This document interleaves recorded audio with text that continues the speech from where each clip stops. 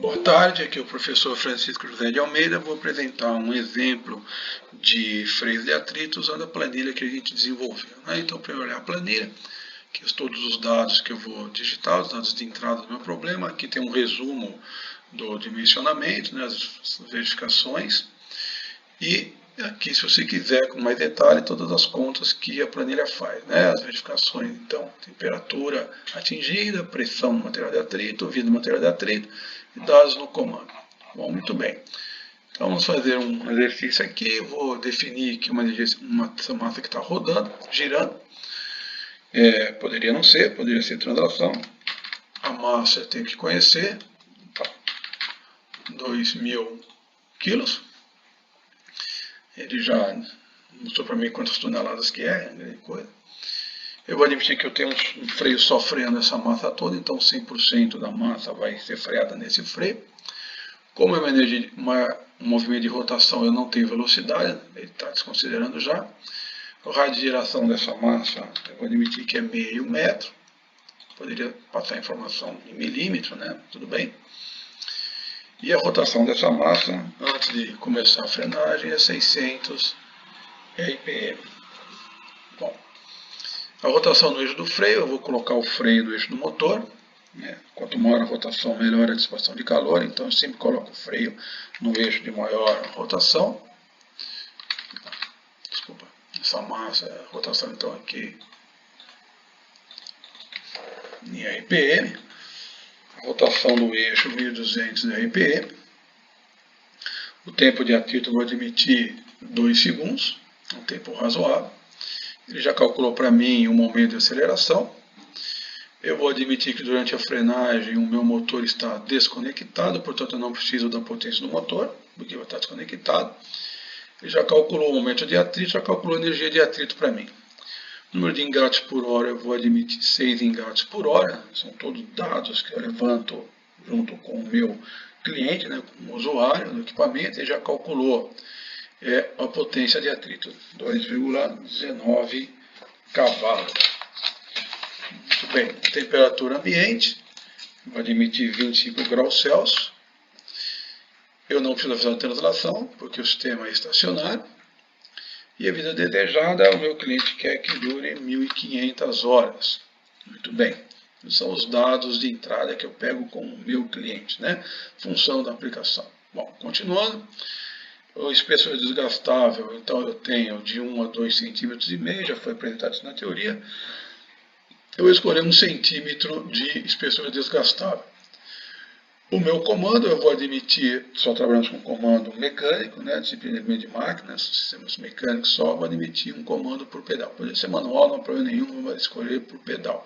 O cliente prefere pisar num pedal do que puxar uma alavanca. Muito bem, rendimento do comando, também temos uma faixa, 75% a 25%, eu vou escolher um rendimento de 85%. Muito bem. Aí eu tenho que decidir se eu vou fornecer a força no comando e ele vai verificar o curso no comando, ou se eu vou fornecer o curso no comando e ele vai verificar a força no comando. No caso aqui eu vou escolher que eu vou informar a força no comando e ele vai verificar o curso no comando. Bom, se eu tenho que informar a força, ele pede qual é a força no comando. O valor máximo, por norma, 50 kg, se for lançamento por pé, mecânico, eu vou admitir que eu aceito fazer 20 kg de força no comando. Muito bem. O curso no comando ele vai verificar então, não é isso? E a última informação que falta de dados de entrada é a folga lá no material de atrito. Tem aqui a faixa que nós já discutimos na teoria. Vamos pegar um valor dentro da faixa, por exemplo, 3 décimos de milímetro ou 3 centésimos de centímetro. Muito bem. Agora vamos começar um pouco de engenharia a mais. Qual é o tipo construtivo? Então eu tenho 3 tipos construtivos, freio de fita, freio de disco, freio a tambor. Então o freio de fita é o freio que tem mais eficiência, porque tem mais área de contato, é o que dá menos potência, é mais eficiente para frear, menor pressão na material de atrito, porque tem mais área de contato. O freio a disco é o freio que dá maior agilidade na dissipação de calor, maior eficiência na dissipação de calor, mas como o sistema é estacionário, eu não tenho uma velocidade alta passando pelo freio, então não vai adiantar usar um freio a disco. Então vou usar um freio a tambor, pode ser aberto ou fechado, vou usar um tambor aberto aqui. Bom, eu já escolhi o número de sapatos, 2, tambores já discutimos na teoria, sempre número par. Aí ele foi lá na tabelinha que a gente apresentou na teoria, pegou a relação B sobre D, pegou o valor do KT. Então, B sobre D de 0,15 a 0,35. Nós vamos adotar um valor aqui de, dentro dessa faixa aqui, eu vou adotar um valor, por exemplo, de 0,20.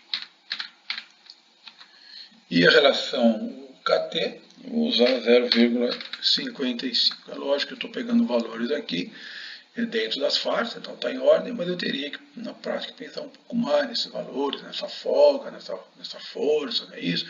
Curso do comando, assim por diante, são valores que tem que pensar um pouco mais para ver se vai dar certo. É lógico que no começo eu não sei se vai dar certo ou não, mas se não deu certo, eu vou corrigindo e vou ganhando know-how, não é isso? Muito bem. Ele calculou o diâmetro para mim aqui, deu um diâmetro necessário, estimado de 43 centímetros de diâmetro de trabalho. Eu vou arredondar, por exemplo, sou engenheiro, 45 centímetros. Muito bem. Para o tipo de freio, já pegou o valor, a faixa de valores aceitáveis para aquele ângulo de contato, aquele ângulo de abraçamento, 45 a 90 graus. Eu vou escolher dentro da faixa, por exemplo, 60 graus. Muito bem, ele já calculou o comprimento do material de atrito, ele já calculou a área total, já calculou a área útil do material de atrito para uma sapata, né? Já fez todos os cálculos aqui. Bom, eu preciso agora escolher o material de atrito. Eu tenho vários materiais de atrito, da tabela que já foi apresentada na teoria. Eu vou escolher o material de atrito que ele seja nem tão caro, nem tão ruim. Escolher a ABS com resina sintética prensada, é um custo razoável, nem tão alto, nem tão caro. Ele já foi na tabela, pegou o coeficiente de atrito, a faixa coeficiente de atrito, já pegou a faixa coeficiente de desgaste também, já pegou a temperatura admissível, já pegou a pressão admissível. Deixa eu mudar aqui, para ficar melhor para a gente poder discutir mais para frente alguns detalhes, né? Então peguei uma matéria um pouquinho pior, tem uma temperatura admissível um pouco menor, pressão admissível um pouco menor também. Já trouxe as faixas para mim. Desde 0,3 a 0,50 eu vou escolher o coeficiente de atrito de 0,35, por exemplo, e o coeficiente de desgaste dentro da faixa de 0,150. De novo, esses dados aqui eu preciso pensar, né? Aqui é um exercício, um exemplo, nós estamos usando a faixa e resolvendo. Mas na prática eu tenho que levantar experimentalmente, fazer ensaios para levantar esses números, para poder ter resultados mais confiáveis. É isso. Bom, dei todos os dados, ele já mostrou aqui para mim o resumo das verificações, né? Então, a temperatura máxima atingida no freio foi 113 graus, ele aguenta 300, está ok. A pressão máxima atingida foi 26,1 kgfm por centímetro quadrado, está acima da pressão admissível, não passou. A vida calculada, vida esperada, deu 1.160 horas, eu preciso de 1.500 horas desejadas, não deu certo. E a força no comando, já deu tudo bem, eu forcei dar, né? Aguenta 50, eu coloquei 20, né? Então já passou. E o curso do comando também passou. O admissível é 18 centímetros para comando no pedal e deu 17,6. Bom, não está ok, não passou. Não é isso? Então eu preciso corrigir agora isso daqui. Você vai atrás da planilha, é só mudar dados aqui, ele vai corrigindo para mim. Então eu vou pensar, bom, eu tenho que aumentar a área de contato para diminuir a pressão. E eu também tenho que aumentar a área de contato para aumentar a vida útil, né? Porque mais área de contato, mais volume desgastável, maior a vida útil. Né? Então, por exemplo, posso trabalhar com o diâmetro de trabalho, por exemplo, aumentar o diâmetro total do freio, aumentar tudo, mas isso é uma opção posterior, né? Eu estou mexendo demais no freio. Eu vou fazer o que? Eu vou aumentar, por exemplo, a largura do material de atrito, vou aumentar a área de contato só nesse pedacinho aqui. Então, de 0,20 que eu tinha escolhido, eu vou passar para 0,25.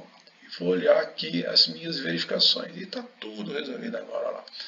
A temperatura limite baixou um pouquinho, né? Porque aumentou a área, né? Mas tudo bem. A pressão baixou, está dentro da faixa. Foi para 19,6, passou, o limite é 20 kgfm por centímetro quadrado. A vida foi para 1.547 horas, passou, eu queria 1.500 horas. a força do comando já estava definido e o curso também já estava passado, está em ordem, está aqui o meu projeto de freio, fiz uma pequena correção. A vantagem, como eu já disse, dessa planilha é que eu ganho um pouco de know-how, né? Eu vou mexendo nesses números aqui, no material de atrito, vou mexendo nesses dados e vou vendo o que acontece. E com isso eu vou ganhando know-how com maior velocidade, né? Porque a planilha faz todas as contas para mim. Bom, é isso, muito obrigado, até a próxima.